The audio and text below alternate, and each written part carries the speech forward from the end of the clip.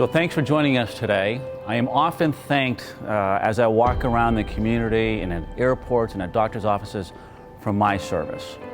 I have learned through the years, and I've really cherished and appreciated the fact that our family members also serve for our country. So thank you to each one of the children and the spouses of our military members for your service to our great country. Did you know that there are 1.6 million military children around the world, and they all face unique experiences and challenges as a result of their parents' service? Now, in the month of the military child, we wear purple to show our support of these kids. Why purple? Well, it's a combination of the colors from all the services. You have blue for Navy, Air Force, and the Coast Guard, red for the Marines, and green for Army. Now, Admiral, I understand you have 3 amazing military children. Tell us about them. I do. I have Cole, who's 25 years old, a Lieutenant JG in the Navy. He is just PCS'd himself for his first time as a JG in the Navy from Pensacola, Florida to Corpus Christi, Texas. He will be flying this V-22. He's in training right now. Ethan is our soon-to-be 20-year-old in a couple days here at University of San Diego, and Ashley is a high schooler right here in St. Mary's County.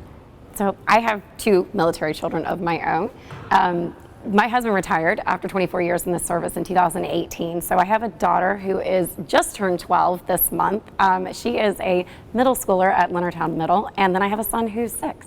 From your perspective, what was it like? What do you think your kids thought about being in the military, and what did you feel about being in the military? So my children, obviously my son being 6, with my husband retiring in 2018, he didn't get the full military child experience. He was a little young. But my daughter, the last 6 years that my husband was in, he was pretty much deployed the entire time. So she got the full brunt of it, I would have to say. But you know, she was absolutely resilient, and she really embraced being a military child. She's flexible, and she was just really proud to call her dad her hero. That's awesome. So, tell me, what do you think is the best part about being a military child? It's interesting, when we were in Japan, my kids used to look forward to me deploying because I would go away from home, but they knew that when Dad was leaving, they were going to be able to go visit some great ports like Guam and Saipan and Perth and Sydney and Singapore. Yeah, so their resiliency, their adaptability, their flexibility, their ability to learn new and different things every couple of years, to meet people who talk differently than them, who look different from them, and embrace them, embrace the different cultures, both culturally and personally. I think it provides them a great opportunity to be successful for many years beyond their childhood as a military child. Absolutely. We had a lot of great family adventures on our own, trying to meet ships around the world. Now, what would you say, in your opinion, are the greatest challenges that these kids face? Yeah, when the parents do deploy, moms and kids are there to do it by themselves. They don't have the military member there, the spouse there, to help them with that. Moving, our kids have moved on average around 5 to 6 times.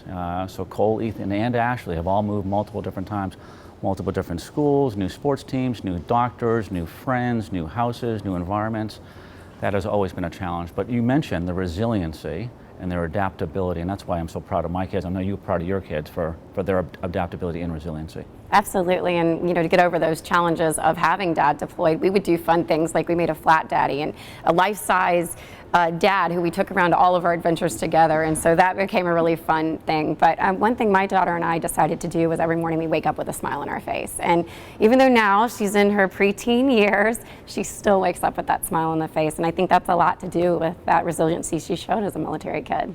Yeah, I think it's a great experience, and to think, I mean, when I grew up, I lived in Massachusetts through my entire childhood. My kids have lived in Japan, in San Diego, California, in Washington, D.C., in Patuxent River, in Jacksonville, Florida. They've got to experience so much more than I ever did in my childhood. And it's really a proud moment for me as a dad to kind of see my kids following in my footsteps and wanting to take along that same adventure that I took them through a couple of years ago. So speaking of those qualities that make our military children special, what would you say those are? They're resilient, they're adaptable, they embrace change, they're tough, they're open to new ideas. I think they're adventuresome. I think there's many other adjectives I could place there. How about you? Well, certainly all the qualities that you mentioned, but of course flexibility was a big one in our household, and keeping a positive attitude. Certainly my daughter brought a lot of joy to me during those deployments, and I wouldn't have been able to do it as well without her. Now, of course, it takes a community to raise our military children and our kids in general, but educators play a big role in that. In fact, 80% of our military children attend public school in the United States. What can our schools do, or what can our educators do to make the school environment better for our military kids? Yeah, it's been a wonderful experience for the Chebby household from an education perspective. Cole, my 25-year-old, his kindergarten teacher, we still keep in touch with this many years later from Atsugi, Japan. She is now married with her own kids in the Air Force. The kids went through school here, they went through school in Coronado. Now we're back in school here. Our youngest has to deal with the fact that her older brother went to the same school that she did. From an educator perspective, I can say thank you so much for what you do each and every single day. Understand that the kids have different education experiences, from living in DC to living in California to living in Maryland to living in Jacksonville, Florida. But from what I've seen, the educators do a fantastic job adapting to the kids as they come in, knowing that they haven't been there for the entire school childhood, and working with the children. Look, I put a big value on education. For us to come back to St. Mary's County and see the great schooling we have here in town, I cannot say thank you enough to all of the educators here in St. Mary's County. Absolutely. And I'd like to say thank you also. They did a fantastic job with our daughter, from inviting her dad to come to school to talk about what he did, to supporting us on days when we needed to take a couple extra days off just to go see him. They were amazing. So thank you, educators. We appreciate all you do. Well, thanks again for having this conversation with me today. I'd like to especially say thank you to Mrs. Scott, who asked us to do this. This is so important for us to recognize the military child. We're wearing purple.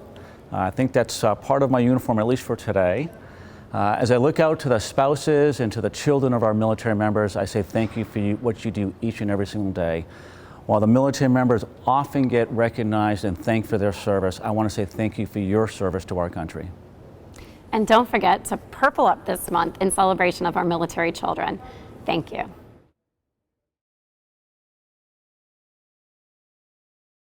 I